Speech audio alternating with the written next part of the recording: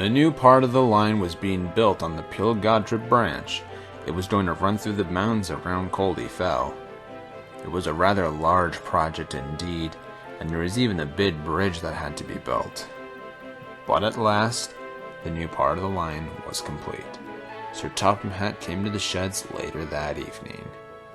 "Tomorrow will be the opening of the new station on the Plarail branch line," he said.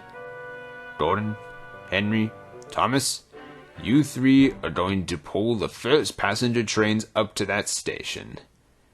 Gordon and Thomas were very excited. It was going to be such an honor to pull the first trains. But Henry was feeling rather nervous. "Will climbing the mountains and crossing the big bridge be safe?" "It can be very high and windy up there," said Toby. But Sir Topham Hatt wouldn't have opened the line if he didn't think it was safe. Henry wasn't entirely convinced. "If anything goes wrong," said Thomas, "you'll at least have me and Gordon to keep you safe." That made Henry feel a little better. And with that, the engines went to sleep. It was the next day. The three engines were lined up at Kildane. Gordon leading in front, Henry followed behind, and Thomas would be in the back. The engines waited and waited for the conductor's whistle to blow. When it finally happened, they started up the Plarail branch line.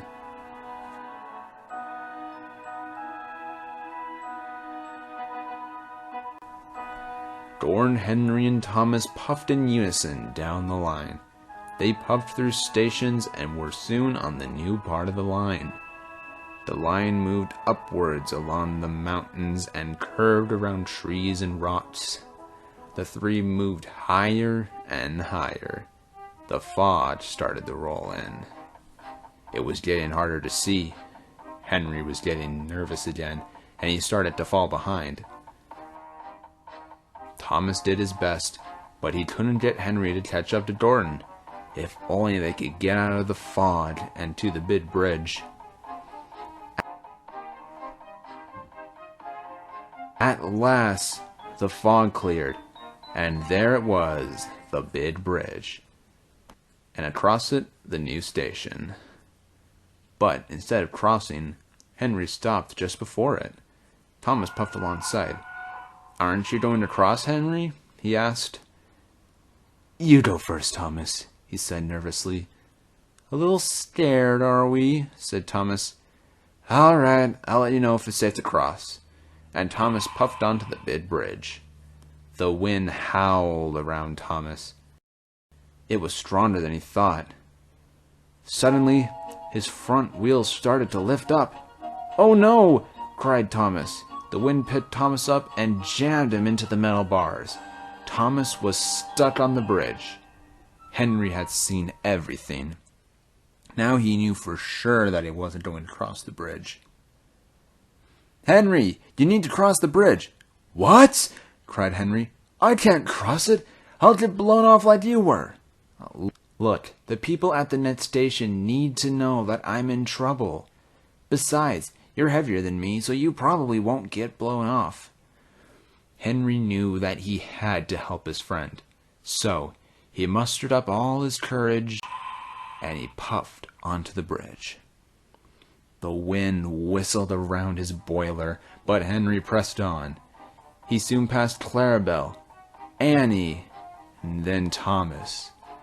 And finally, Henry made it to the other side of the bridge. "Whew, I did it," sighed Henry. Henry puffed as fast as he could to the news station. And when he arrived, the news station's master was quick to sound the alarm. In no time flat, Harold the helicopter was in the sky.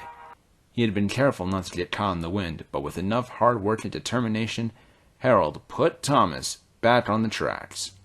"Thank you, Harold," called Thomas. "Good to be of service," replied Harold, and he buzzed away. Soon, Thomas was at the other side of the bridge, and he arrived smoothly into the news station. "Thank you, Henry," said Thomas. "If you didn't brave the big bridge, I don't know where I would be." "I had to help a friend," said Henry, "even if I was a little scared." At last the new station was officially open. The passengers cheered, and everyone was proud. But not just because of the new station, but because of the brave efforts of Harold, Henry, and Thomas.